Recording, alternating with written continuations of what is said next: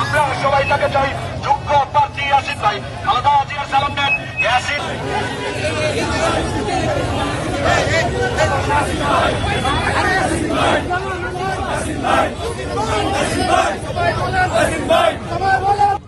আজকে আমাদের বাদশা মেয়ার বাজার সহ ওই এলাকায় গণসংযোগের কথা ছিল বিকালবেলা। অ্যাকর্ডিংলি আমরা আসছি। আপনারা সবাই এখানে অসংখ্য লোক যোগদান করেছে।